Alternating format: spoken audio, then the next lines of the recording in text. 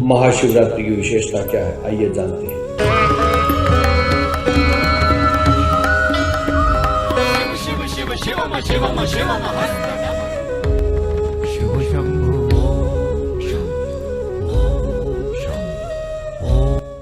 Astrology channel में आपका स्वागत है। आपके समक्ष उपस्थित हूँ स्वामी आत्मविश्वास महेश चंद्र पुरोहित। महाशिवरात्रि यह एक ऐसा त्योहार है जो गहरे आध्यात्मिक महत्व को दर्शाता है और वातावरण भक्ति और श्रद्धा से भर जाता है। महाशिवरात्रि जिसका अर्थ है शिव की महान रात्रि, भगवान शिव को समर्पित एक महत्वपूर्ण हिंदू त्योहार होता है। शिवरात्रि शिव और शक्ति के मिलन का एक महान पर्व है। प्रत्येक चंद्र महीने के कृष्ण पक्ष की चतुर्दशी शिव के लिए विशेष रूप से पवित्र होती है, परंतु जब यह फाल्गुन अर्थात फरवरी मार्च के महीने में होती है तो यह विशेष रूप से हर्षोल्लास का उत्सव हो जाता है। इसे उत्साह और भक्ति के साथ मनाया जाता है। रात्रि में नमः शिवाय जैसे पवित्र मंत्रों का जप किया जाता है और भगवान को प्रसन्न किया जाता है। भगवान शिव की स्तुति की जाती है।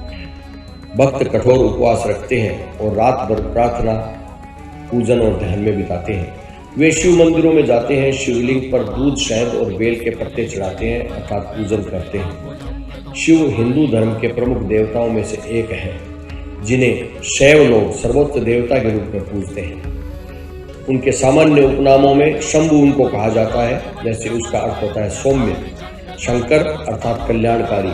महेश कहा जाता है, जिसका अर्थ होता है महान भगवान, और महादेव अर्थात महान भगवान, सम्मिलित होते हैं ये नाम। और शिव को विभिन्न रूपों में दर्शाया गया है। एक योगी के रूप में और अपनी पत्नी पार्वती और पुत्र स्कंद के साथ शांत भाव के रूप में, ब्रह्मांडीय नर्तक अर्थात नटराज के रूप में, नग्न तपस्वी के रूप में, पशुओं के स्वामी अर्थात पशुपति के रूप में, एक तांत्रिक के रूप में तथा शिव और उनकी पत्नी के एक शरीर में उभयलिंगी मिलन के रूप में अर्थात अर्धनारीश्वर के रूप में। वे महान तपस्वी और प्रजनन के स्वामी दोनों होते हैं और वे सर्पों पर अपनी द्विअर्थी शक्ति के माध्यम से विष और औषधि दोनों के स्वामी होते हैं। कहा जाता है कि दिव्य दंपति अपने पुत्रों स्कंद और हाथी के सिर वाले गणेश के साथ हिमालय में कैलाश पर्वत पर निवास करते हैं। कहा जाता है कि 6 सिर वाले स्कंद का जन्म शिव के बीज से हुआ था, जो अग्नि के देवता अग्नि के मुंह में गिरा था और पहले गंगा नदी में और फिर तारामंडल के 6 सितारों में स्थानांतरित हो गए। शिव की 3 आंखें हैं। तीसरी आंख भीतर की दृष्टि प्रदान करती है, लेकिन बाहर की ओर केंद्रित होने पर विनाश भी कर सकती है।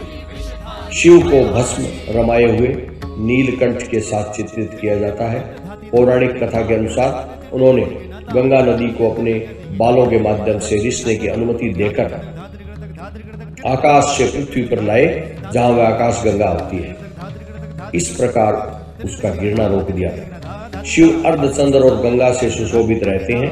वह अपने गले में सर्प और मुंड माला पहने हुए होते हैं। शैव धर्म में अत्यधिक दार्शनिक शैव सिद्धांत, सामाजिक रूप से विशिष्ट लिंगायत, 10 नामी सन्यासी जैसे तपस्वी और असंख्य लोक रूपांतर जैसे विविध आंदोलन शामिल हैं। शैव धर्म भारतीय भगवान शिव की संगठित पूजा और वैष्णववाद तथा शक्तिवाद के साथ आधुनिक हिंदू धर्म के 3 प्रमुख रूपों में से एक है।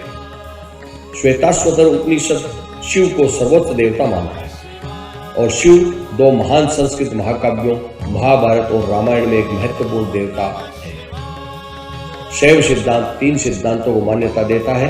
पति शिव भगवान, पशु आत्मा और 5 बंधन जो आत्मा को सांसारिक अस्तित्व तक सीमित रखते हैं। आत्मा के लिए निर्धारित लक्ष्य अपने बंधनों से छुटकारा पाना होता है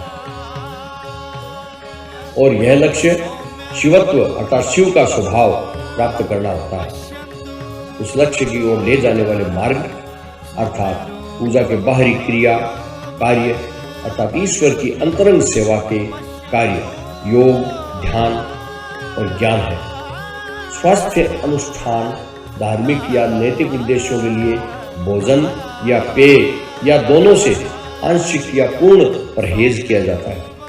कुछ चिकित्सकों ने उपवास की एक प्रवृत्ति को पहचाना जिसके तहत कुछ रोग की स्थितियों में रोगियों को स्वाभाविक रूप से भूख कम लगती है। कुछ चिकित्सकों का मानना था कि ऐसी स्थितियों के दौरान भोजन देना अनावश्यक और संभवतः हानिकारक था, क्योंकि उपवास को ठीक होने की प्रक्रिया का एक महत्वपूर्ण प्राकृतिक हिस्सा माना जाता था।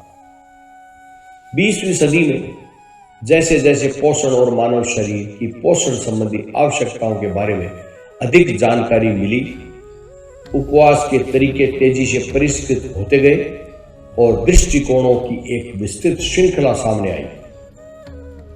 कुछ उपवास विधियां, विशेष रूप से पुरानी बीमारियों के उपचार में लागू की जाने वाली विधियां 1 महीने से अधिक समय तक चलती थी। केवल पानी या कैलोरी मुक्त चाय पीने की अनुमति थी और उसमें व्यायाम और एनिमा सम्मिलित थे। उपवास का उपयोग उपचार और बीमारी की रोकथाम के रूप में किया जाता था।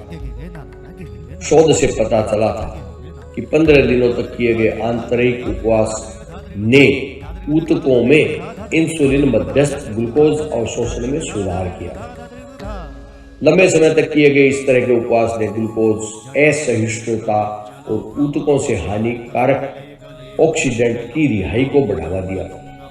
देवताओं को अपने दिव्य उपदेशों को सपनों और दर्शनों में केवल एक उपवास के बाद प्रकट करने के लिए उचित माना जाता था, जिसके लिए भक्तों के पूर्ण समर्पण की आवश्यकता होती थी।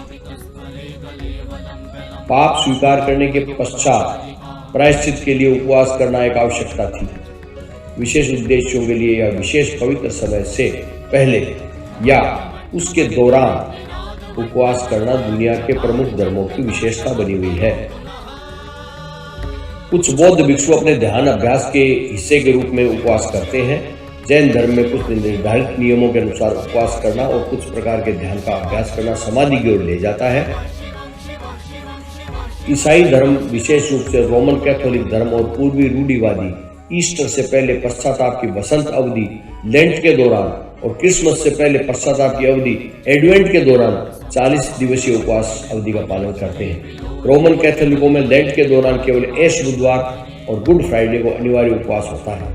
इस्लाम में रमजान का महीना सुबह से शाम तक पश्चाताप और पूर्ण उपवास का समय होता है। शिवरात्रि के दिन प्रातःकाल संपूर्ण दिन के व्रत का संकल्प लेना चाहिए। संकल्प में भगवान शिव से व्रत को निर्विघ्न रूप से पूर्ण करने के लिए प्रार्थना करनी चाहिए। संयमित रहकर भगवान शिव की भक्ति करनी चाहिए। महाशिवरात्रि को रात्रि काल में 4 बार शिव पूजन किया जाता है।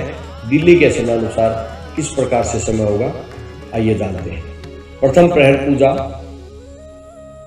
का समय सायं 6:19 से 9:26 तक होगा। द्वितीय प्रहर पूजन का समय रात्रि में 9:26 से 12:34 तक होगा।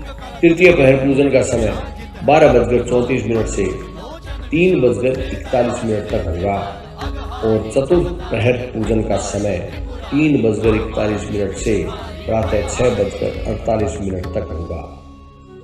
27 फरवरी को शिवरात्रि व्रत के पारणा का समय होगा प्रातः 6:48 से 8:54 तक।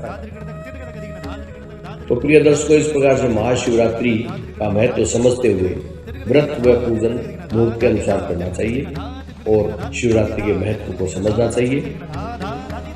वीडियो अच्छा लगा हो तो आप कमेंट करके बताएं। वीडियो को लाइक करें, दूसरों के लिए शेयर भी कर दें। आज इतना ही। ओम नमः शिवाय।